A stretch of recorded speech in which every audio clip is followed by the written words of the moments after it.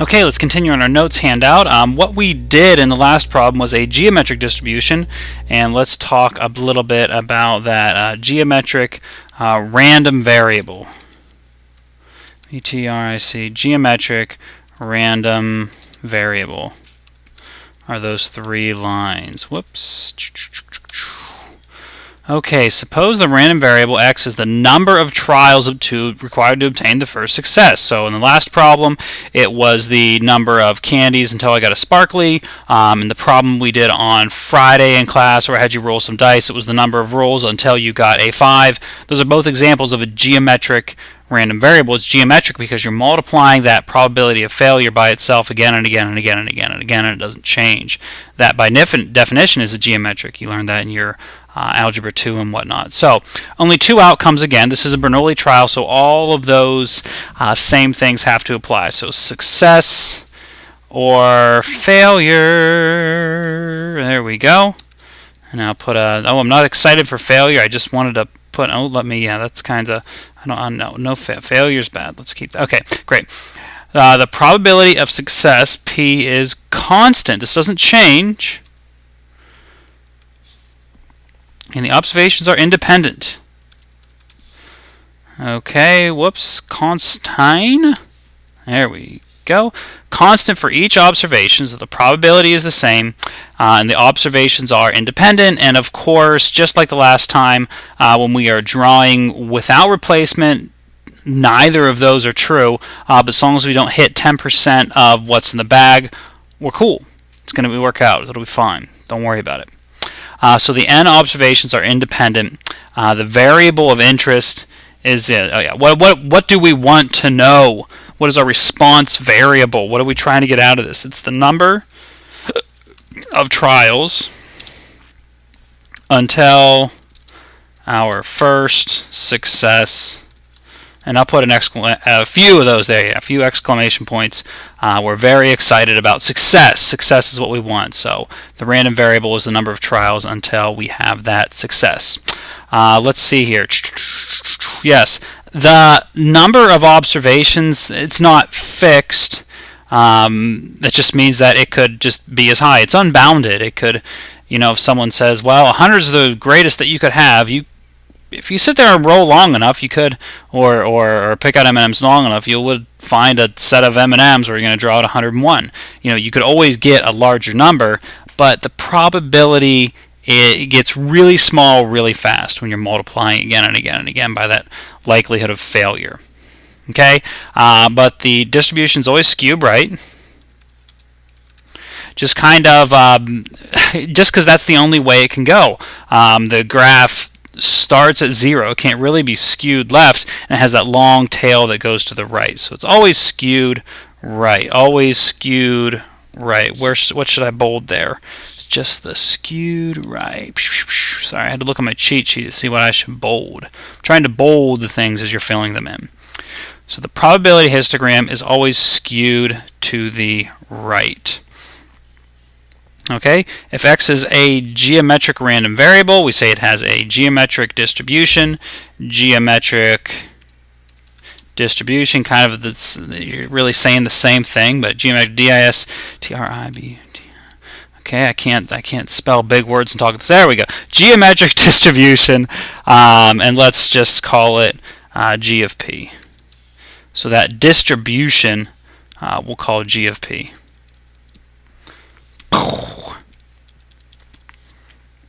Okay, I'm going to hit that page break here. I wish I could just get rid of those. I was in the other view before, the draft view, where you didn't see those. And in the Windows version, you just double click there and it goes, oh well, I'll deal with it. I'll kill some time so you can just catch up. So the expected value is 1 over P. We talked about that a little bit ago.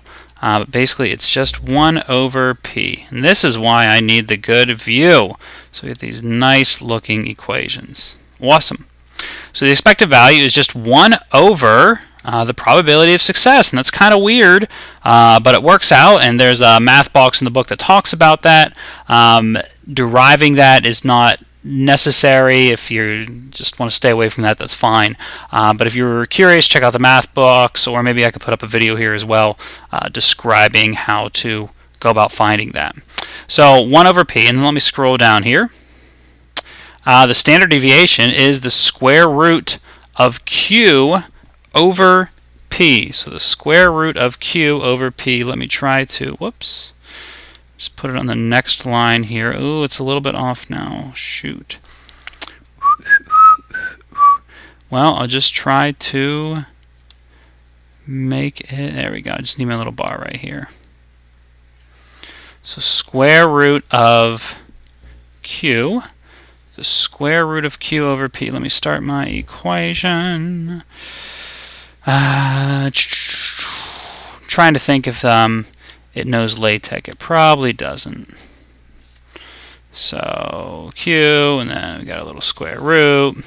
And these equation tools are in Word, and they're not too bad to use. You should be kind of familiar with that.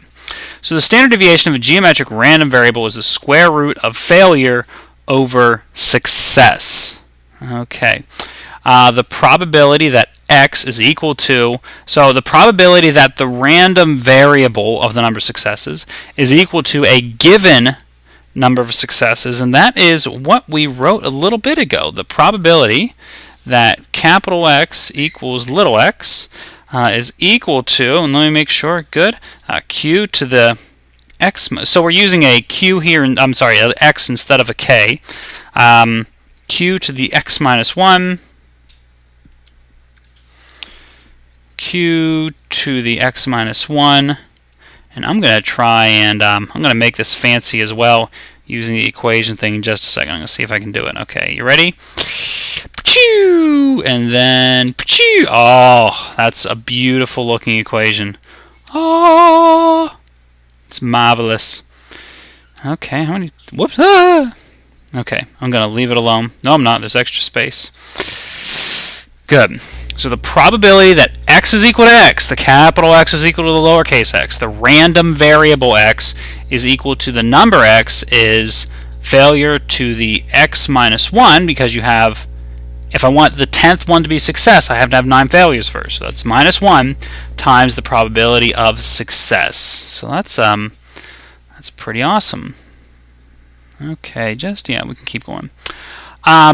So now we're going to do something a little different, and yeah, I'll stop after. We'll do 2a and b, and then I'll stop it and I'll start a new video.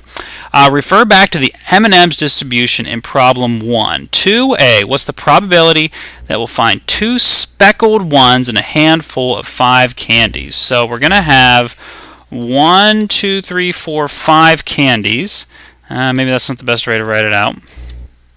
And I want to know what's the probability I find 2 speckled ones. If you want to, I would encourage you to go ahead and pause this real quick and think about what that probability would be.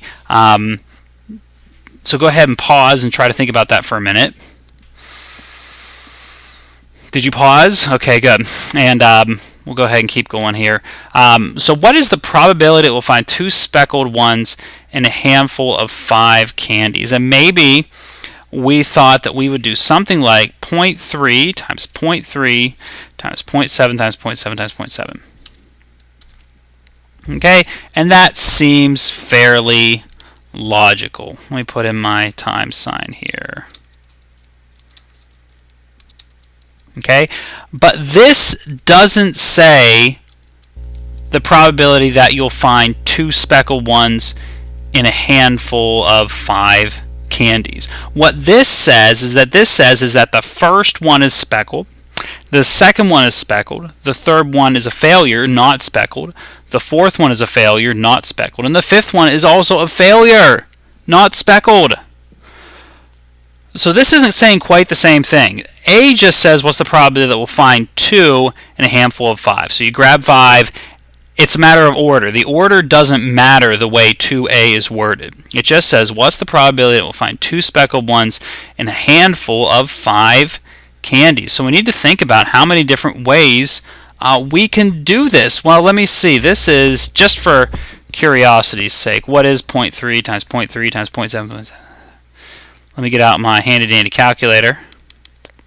0.3, 0.3, 0.7, 0.7, 0.7. Pachoo! Oh, it said it right there. Shoot. It thought it was multiplication a second ago. Oh, I don't need an add. Goodness gracious. Okay, so 0.03087. 0.03087. 0.03087. And a pretty easy way to say that this isn't right is to think about the different things that could happen. And if you solve it this way, it doesn't add up to 1 like it should. So if I said, what's the probability you find none, 1, 2, 3, 4, or 5, and you add all those numbers up, you don't get 1. You fall really short of 1. So that's a reason why this doesn't work. How can we make it work? We need to look at part B. Part B says list all possible combinations of exactly 2 speckled M&Ms and a handful of 5 candies. So it could be speckled, normal, or not, or 999. Awesome. So that's one way. How many other ways are there? Let me see. We have one. Oh, don't do that. Don't do that. Don't. Oh, beautiful. Okay, so we have, let me see, I could do this, and then I could do this, and then I could do this. Okay. And I think that's all the different ways. I'm going to have to get rid of that one up there. So maybe this, and then I'm going to have to do this. Oh, I'm over the page again. That's terrible. I hate it when I go over the page. Maybe I could shorten this up a little bit. So I'm just trying to come up with different orderings for this. And if I miss some, let me know. Just yell at me through the computer. That will work. But you have to yell really, really loud for that to happen, or else I just won't hear you. I don't hear anything. You're not loud enough. So let's go ahead and let me see first. Okay, so we'll make this non. So the third, and you can obviously use, I'll start to do these videos and you can use them as evidence for your parents. You can say, see, he really is crazy. I wasn't lying. And they'll be like, oh my goodness, yes, of course. And, well, no, it's okay. So let me see. Where was I? I was right here at this point. So 4 and then 3. So I'm just kind of trying to switch one at a time, trying to work my way down, get different combinations. Okay. Okay. I think we're getting pretty close. I'm just kind of scooching the S's over one little bit at a time. And I think that's going to be it. So get up there. Straight up now, tell me it's going to be you and me. Who is that? Is that Whitney Houston? I don't know. I forget. Okay, and we're not going to look at that part just yet. Let me get rid of that. Okay, beautiful. So I think this is all the different possible combinations. So there's 1, 2, 3, 4, 5, 6, 7, 8, 9, 10 possibilities. So we need to take this. We need to take this times 10. And let me emphasize that. Emphasize. Let's italicize, bold, underline, times 10. There we go. Oh, that's really easy to do. Pachoo! Awesome. So the probability that we'll find 2 speckled ones and a handful of 5 candies hopefully is 0.3087. And if I'm adding up, because the possibilities are you could get 0, 1, 2, 3, or 4, or 5. So you have 6 different bins to throw probability in. This one's probably near the center. Maybe it's a little bit more than those fringe cases of getting none or all. So 31% of the time this is happening, I feel much more comfortable with that. I think my numbers are going to at least be able to get in the range of 1 when I add them all together. I'm just kind of thinking of those other possibilities. So that is the probability that we'll find 2 speckled ones and a handful of 5 candies.